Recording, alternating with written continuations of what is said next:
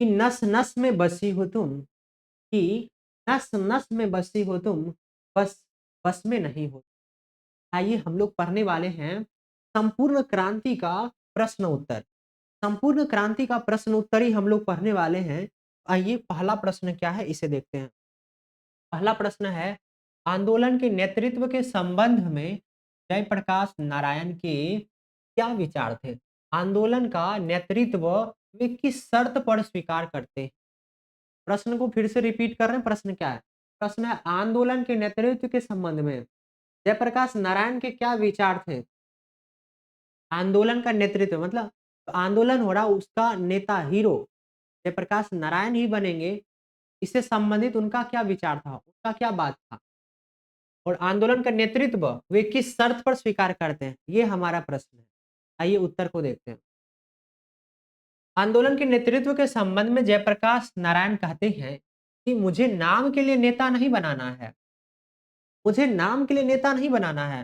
मैं सबकी सलाह लूँगा, सबकी बात सुनूँगा, सबसे बातचीत करूँगा, बहस करूँगा, समझूँगा तथा अधिक से अधिक बात करूँगा।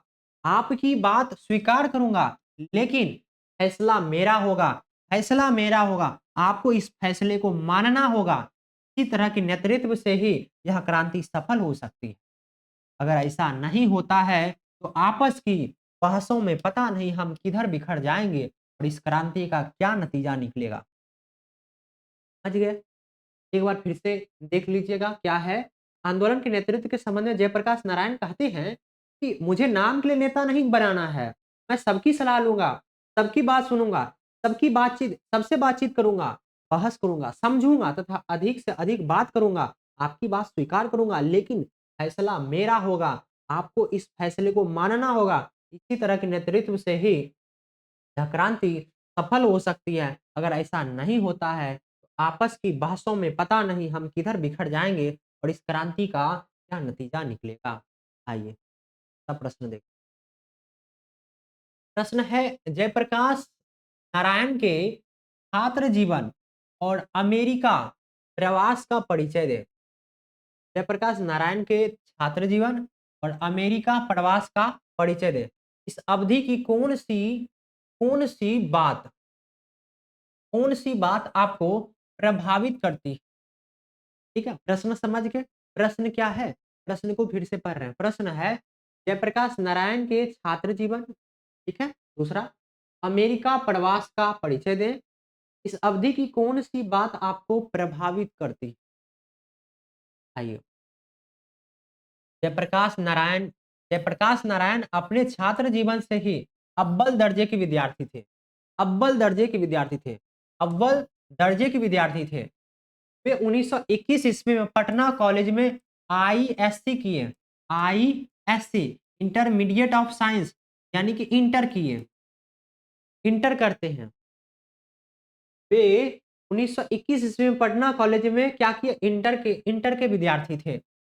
अपने छात्र जीवन में गांधी जी के विचारों से प्रभावित होकर उन्होंने असहयोग आंदोलन में भाग लिया। उन्होंने बिहार विद्यापीठ से आईएससी की परीक्षा दी। आईएससी की परीक्षा दी। कहाँ से? बिहार विद्यापीठ से आईएससी की परीक्षा दी। वे अमेरिका जाकर पढ़ाई करना चाहते थे, लेकिन उनके पिता के पास अधिक धन नहीं था। फिर भी किसी प्रकार अमेरिका चले गए। लोगों ने इस बात के लिए उनकी खूब निंदा की, किंतु ये लोग यह नहीं जानते कि उन्होंने अमेरिका में पढ़ाई करने के लिए वहाँ के लोहे के कारखानों, बगानों, होटलों, दुकानों आदि में काम किया। बीए पास करने के बाद उन्हें स्कॉलरशिप मिलने लगे। इस दौरान जयप्रकाश नारायण द्वारा किया गया कठोर परिश्रम तथा सीमित साधनों से गुजारा करने की उनकी हिम्मत मुझे काफ़ी प्रभावित करती है।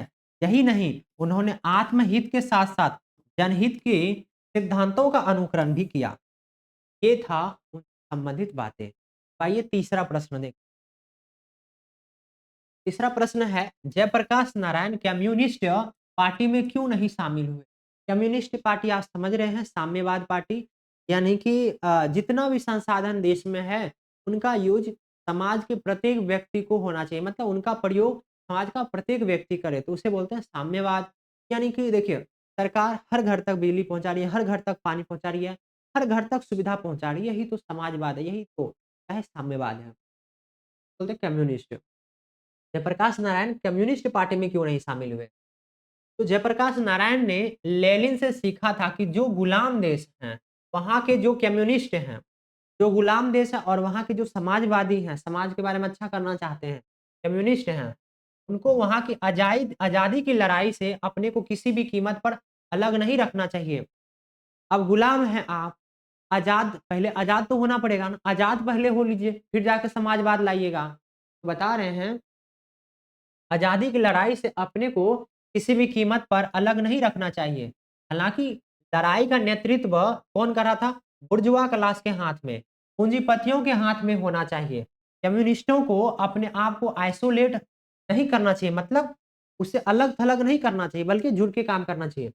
इसी कारण जयप्रकाश अमेरिका से वापिस आकर कम्युनिस्ट में पार्टी में शामिल होने की वजह देश की आज़ादी के लिए कांग्रेस में शामिल हुए। तो पहले देश की आज़ादी ज़रूरी है, फिर जाके आप लाइए समाजवाद, ये था। आइए आगे। अगला प्रश्न है पाठ के आधार पर प्रसंग स्पष्ट करें। क्या है प्रश्न देखिए, अगर कोई डेमोक्रेसी का दुश्मन है अगर कोई डेमोक्रेसी का दुश्मन है, तो वे लोग दुश्मन हैं जो जनता के शांतिमय कार्यक्रमों में बाधा डालते हैं, उनकी गिरफ्तारियां करते हैं, उन पर लाठी चलाते हैं, गोलियां चलाते हैं। प्रश्न क्या है फिर से सुनिएगा। प्रश्न है अगर कोई डेमोक्रेसी का दुश्मन है, तो वे लोग दुश्मन हैं जो जनता के शांतिमय कार्यक्रमों में बाधा डालते हैं, उनकी गिरफ्तारियां करते हैं, उन पर लाठियां चलाते हैं, गोलियां चलाते हैं। आगे देखिए का का प्रसंग क्या है इसे स्पष्ट करना। एक बार पुलिस के एक उच्च अधिकारी जयप्रकाश नारायण जी से मिलने आए तथा उनसे कहने लगे कि मैंने दीक्षित जी से सुना है अगर जयप्रकाश जी नहीं होते तो बिहार जल गया होता। बिहार जल गया होता। यह सुनकर जयप्रकाश जी ने प्रश्न किया, अगर ऐसा है तो फिर लोगों को मेरे नेतृत्व में होने वाली प्रदर्शनों तथा सभा में आने से क्यों रोका जाता है? जब एक तरफ आप मेरी तारीफ कर रहे हैं कि अगर हम नहीं होते तो बिहार जल जाता, तो हम जब यहाँ आंदोलन कर रहे हैं, हमारे साथ कोई आना चाह रहा है तो उसे आप रोकते क्यों हैं? मत रोकिए ना, उसको भी आने दीजिए। और यही बोल रहे हैं। सभा में आने से क्यों रोका जाता है? आप लोग जनता के प्रतिनिधि होकर उन्हीं के देश में उन पर प्रतिबंध लगाते हो। आप लोगों को जनता चुने हैं और जिसके द्वारा आप चुने गए हो उसी पर आप प्रतिबंध लगाते हो। ऐसा करते हुए तुम्हें शर्म भी नहीं आती? उनके विचारों में अगर देश में प्रजातंत्र का कोई दुश्मन है, तो वे लोग हैं जो जनता द्वारा आयोजित शांतिपूर्ण कार्यक्रमों में बाधा डालते हैं, लोगों पर लाठियां बरसवाते हैं तथा उन पर गोलियां चलवाते हैं और उन्हें गिरफ्तार करवाते हैं। ऐसा इनका प्रसंग था। आइए आगे। अगला है व्यक्ति से नहीं, हमें तो नीतियों से झगड़ा है, सिद्धांतों से झगड़ा है, कार्यों से झगड़ा है। क्या बोल रहे हैं? बोल रहे हैं व्यक्ति से नहीं, हमें तो नीतियों से झगड़ा है, सिद्धांतों से झगड़ा है, कार्यों से झगड़ा है। क्या है इसका प्रसंग? देखिए क्या है। बोल रहे हैं जयप्रकाश नारायण जी के कुछ मित्र, जिनमें से कुछ सोशलिस्ट पार्टी के सदस्य भी थे, यह चाहते थे कि उनके तथा इंदिरा गांधी जी के मध्य मेल मिलाप हो जाए। इस पर उन्होंने बहुत ही साफ व स्पष्ट शब्दों में कहा था, मेरा झगड़ा किसी व्यक्ति के साथ नहीं है। मेरा झगड़ा किसी व्यक्ति के साथ नहीं है। मेरा झगड़ा तो सरकार द्वारा लागू गलत नीतियों, व्यर्थ के सिद्धांतों तथा फालतू के कार्यों से है। ऐसा था। आगे आइए। अगला प्रश्न है बापू और नेहरू के किस विशेषता का उल्लेख जेपी यानी जयप्रकाश नारायण ने अपने भाषण में किया है? यानी बापू महात्मा गांधी जी और दूसरा नेहरू जी, इन दोनों की किस विशेषता का उल्लेख जयप्रकाश नारायण जी ने अपने भाषण में किया है? आइए देखते हैं क्या है।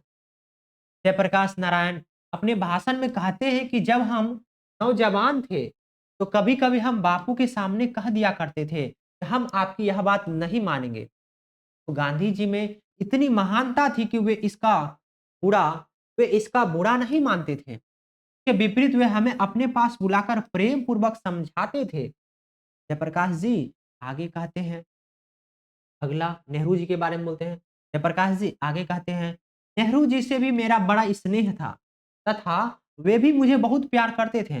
मैंने कई बार उनकी आलोचना की, लेकिन यह उनका बड़प्पन था कि अक्सर उन्होंने हमारी आलोचनाओं का बुरा नहीं माना। के साथ जो मतभेद था, वह परराष्ट्र की नीतियों के विषय में था। ऐसा था। आइए, अगला प्रश्न है, भ्रष्टाचार की जड़ क्या है? भ्रष्टाचार जो हो रहा है, इसका जड़ क्या है? कारण क्या है? क्या आप जेपी से सहमत हैं? इसे दूर करने के लिए क्या सुझाव देंगे? ठीक है? प्रश्न क्या है? भ्रष्टाचार की जड़ क्या है? मतलब कारण क्या है? भ्रष्टाचार क्यों होता है? क्या आप जेपी से सहमत हैं? जयप्रकाश नारायण जी से सहमत हैं? इसे दूर करने के लिए क्या सुझाव देंगे? ये प्रश्न है हमारा। आइए देखते हैं। वर्तमान में हमारा देश आजाद है, किंतु इस गणतंत्र देश में जनता कराह रही है, जनता रो रही है। हर जगह भ्रष्टाचार का बोलबाला है। सरकारी दफ्तरों, बैंकों आदि में रिश्वत के बिना जनता का काम नहीं होता। भ्रष्टाचार, इस भ्रष्टाचार की जड़ चुनावों में होने वाला भारी खर्च। भ्रष्टाचार की जड़ क्या है? चुनावों में होने वाला भारी खर्च है, बहुत ज्यादा खर्च है। चुनावों में करोड़ों रुपए खर्च किए जाते हैं। यह सारा पैसा काले धन के रूप में आता है, जिसका कोई हिसाब किताब नहीं होता है। जिसका हिसाब किताब नहीं होता, उसी को तो काला धन कहते हैं, अनकाउंटेड मनी। आगे देखिए, हम भी जयप्रकाश जी के इस विचार से सहमत हैं। सरकार की गलत नीतियां भी भ्रष्टाचार बढ़ाने में योगदान देती हैं। देश में व्याप्त भ्रष्टाचार की जड़ तभी दूर हो सकती है, जब पूरी जनशक्ति देश हित तथा जन कल्याण के लिए अपनी सेवा पूरी आस्था के साथ दे। यदि देश के कर्मचारी, नेता, पदाधिकारी आदि समर्पित भाव से अपने कर्तव्यों का पालन करें, तभी देश में फैले हुए भ्रष्टाचार को समाप्त किया जा सकता है। यह प्रश्न था और यह इनका उत्तर था। अगला प्रश्न है, दलविहीन लोकतंत्र और साम्यवाद में कैसा संबंध है? साम्यवाद बोले, दूसरा बोले दलविहीन। दलविहीन लोकतंत्र और दूसरा बोले साम्यवाद, दोनों में कैसा संबंध है? आइए उत्तर दें। दलविहीन लोकतंत्र सर्वोदय विचार का मुख्य राजनीतिक सिद्धांत है। दलविहीन लोकतंत्र का क्या विचार है जी? सर्वोदय विचार है, मतलब सबका उदय हो, मतलब सब एक समान हो जाए, सबका उदय हो। अगर समाज में कोई नीचे है तो उसका भी उदय हो, सभी एक समान हो जाए, सर्वोदय। बोला दलविहीन लोकतंत्र सर्वोदय विचार का मुख्य राजनीतिक सिद्धांत है। इसके अनुसार ग्राम सभाओं के आधार पर दलविहीन प्रतिनिधित्व स्थापित होना चाहिए। दलविहीन लोकतंत्र मार्क्सवाद तथा लेनिनवाद के मूल उद्देश्यों में से हैं। समाज जैसे जैसे साम्यवाद की तरफ बढ़ता जाएगा, वैसे वैसे राज्य राज्य स्टेट का क्षय होता जाएगा तथा अंत में एक स्टेटलेस सोसाइटी स्थापित हो जाएगी। वह समाज लोकतांत्रिक होगा तथा उस समाज में लोकतंत्र का सच्चा स्वरूप प्रकट होगा। ऐसे समाज में लोकतंत्र निश्चय ही दलविहीन होगा। ऐसा था। आइए, अगला प्रश्न क्या है? अगला प्रश्न है, संघर्ष समितियों से जयप्रकाश नारायण की क्या अपेक्षाएं हैं, क्या आशाएं हैं, क्या चाहते हैं? संघर्ष समितियों से जयप्रकाश नारायण जी क्या इच्छा रखते हैं, क्या चाहते हैं? आइए देखते हैं। संघर्ष समितियों से जयप्रकाश नारायण की क्या आशाएं हैं, क्या इच्छाएं हैं, समझिए। जयप्रकाश नारायण संघर्ष समितियों से अपेक्षा करते हैं, आशा करते हैं कि विधानसभा चुनावों में छात्र संघर्ष तथा जन संघर्ष समितियां मिलकर आम राय से अपना उम्मीदवार खड़ा करें अथवा खड़े उम्मीदवारों में से किसी सही उम्मीदवार को मान्य करें। अगर इन समितियों के बीच आम राय नहीं बनती है तो कोई ऐसा रास्ता निकालना चाहिए जिससे आपस में फूट पड़े बगैर ये समितियां अपना उम्मीदवार खड़ा कर सके या किसी उम्मीदवार को अपनी मान्यता दे सके। चुनावों में जीतने वाले उम्मीदवार के भावी कार्यक्रमों पर कड़ी निगरानी रखने का काम भी ये संघर्ष समितियां ही करेंगी। अगर वे ईमानदारी से अपना कार्य नहीं करते तो उन्हें इस्तीफा देने को बाध्य करेंगे। इस प्रकार से इन लोगों के ऊपर जनता का अंकुश अंकुश होगा तथा वे उच्च श्रृंखल, निरंकुश और स्वच्छंद नहीं रह पाएँगे। मतलब वह निरंकुश नहीं हो पाएँगे, पर अंकुश लगा पाएँगे, रोक लगा पाएँगे, स्वतंत्र नहीं रह पाएँगे वो। आइए अगले प्रश्न की तरफ। प्रश्न है, जयप्रकाश नारायण के इस भाषण से आपका बोल रहे हैं जयप्रकाश नारायण के इस भाषण से आप अपना सबसे प्रिय अंग चुनें और बताएँ कि वह सबसे अधिक प्रभावी क्यों लगा आपको? देखिए, जयप्रकाश नारायण द्वारा दिए गए भाषण में जो अंश मुझे सबसे प्रिय लगा, वह निम्नलिखित हैं। तो क्या है देखिए, मित्रों जयप्रकाश नारायण जो भाषण दे रहे थे उसमें क्या बोल रहे? मित्रों, अमेरिका में बागानों में मैंने काम किया। कारखानों में काम किया, लोहे के कारखानों में बहुत खतरनाक होता है। जब आप काम करिएगा ना लोहों के किसी कारखाना में काम करिएगा तो आपको पता चलेगा ज़्यादा कष्ट होता है, बहुत ज़्यादा मेहनत लगती है। बोल रहे हैं लोहे के कारखानों में, जहाँ जानवर मारे जाते हैं, उन कारखानों में काम किया। जब यूनिवर्सिटी में पढ़ता था, छुट्टियों में काम किया। बोला कि जब छुट्टी मिलता था उस समय भी काम किया, छुट्टियों में काम किया। इतना कमा लेता था कि कुछ खाना हम 3-4 विद्यार्थी मिलकर पकाते थे और रास्ते में हम लोग खा पी लेते थे। एक कोठरी में कई आदमी मिलकर रह लेते थे, रुपया बचा लेते थे, कुछ कपड़े खरीदने, कुछ फीस के लिए और बाकी हर दिन रविवार को भी छुट्टी नहीं। 1 घंटा रेस्तरां में, होटल में या तो बर्तन धोया या वेटर का काम किया, तो शाम को रात का खाना मिल गया, दिन का खाना मिल गया। किराया कहाँ से मकान का हमको आया? बराबर 2-3 लड़के कितने-कितने वर्षों तक 2 चारपाई नहीं थी कमरे में। एक चारपाई पर मैं और कोई ना कोई अमेरिकन लड़का रहता था। ये बताएँ। आइए आगे। अगला प्रश्न है, उसी में है कि हम दोनों साथ सोते थे। एक रज़ाई हमारी होती थी। इस गरीबी में मैं पढ़ा हूँ। गरीबी में मैं पढ़ा हूँ। इतवार के दिन या कुछ और टाइम में यह तो होटल का काम है। यह जो होटल का काम है उसको छोड़ करके जूते साफ करने का काम, शू शाइन पार्लर में उससे उससे लेकर के कमोड साफ करने का काम होटलों में करता था। वहाँ जब बीए पास कर लिया, स्कॉलरशिप मिल गए, 3 महीने के बाद असिस्टेंट हो गया डिपार्टमेंट का। ट्यूटोरियल क्लास लेने लगा, तो कुछ आराम से रहा। बीच में इन लोगों से पूछिए, मेरा इतिहास ये जानते हैं और जानकर भी मुझे गालियाँ देते हैं। मुझे भाषण मुझे भाषण का यह अंश सबसे अधिक प्रभावी लगने का कारण यह है कि इसमें एक विद्यार्थी के कठोर परिश्रम, शिक्षा प्राप्ति के लिए उससे उसकी सच्ची लगन का वर्णन मिलता है। जयप्रकाश नारायण जी ने विदेश में रहकर विभिन्न कठिनाइयों का सामना करते हुए अपनी पढ़ाई पूरी की। वह घटना एक विद्यार्थी के लिए बहुत प्रेरक प्रसंग है। आइए अगले प्रश्न की तरफ। अगला प्रश्न है, चुनाव सुधार के बारे में जयप्रकाश जी के प्रमुख सुझाव क्या हैं? प्रश्न है, चुनाव सुधार के बारे में जयप्रकाश नारायण जी के प्रमुख सुझाव क्या हैं? उन सुझावों से आप कितना सहमत हैं? आइए देखते हैं। चुनाव पद्धति में आमूल परिवर्तन किया जाना चाहिए। यहाँ से प्रश्न है, उत्तर है कि जयप्रकाश जी ने चुनाव सुधार के बारे में निम्नलिखित सुझाव दिए हैं। सबसे पहला क्या? जो चुनाव की पद्धति है उसमें क्या मूल परिवर्तन किया जाना चाहिए। जो ज़रूरत वाली चीज़ें हैं उनको बदलना चाहिए। चुनाव पद्धति में आमूल परिवर्तन किया जाना चाहिए। दूसरा, चुनावों पर होने वाला खर्च कम होना चाहिए। चुनावों पर होने वाला जो खर्च है उसे कम करना चाहिए। ऐसी व्यवस्था होनी चाहिए कि गरीब उम्मीदवार भी चुनाव में भाग ले सके। आगे है, मतदान प्रक्रिया कैसा होना चाहिए? स्वच्छ और स्वतंत्र होनी चाहिए। और आगे बता रहे हैं उम्मीदवारों का चयन वास्तविक रूप से मतदाताओं के हाथ में होना चाहिए। आगे है कि मतदाता चुनाव के बाद भी अपने प्रतिनिधियों पर अंकुश रख पाए। चुनाव के बाद भी जनसंघर्ष समितियां आम राय से जनता के लिए सही उम्मीदवार का चयन करें। फिर आगे है, अगर कोई जनप्रतिनिधि गलत कार्य करता है तो संघर्ष समितियां उसे इस्तीफा देने के लिए बाध्य करें।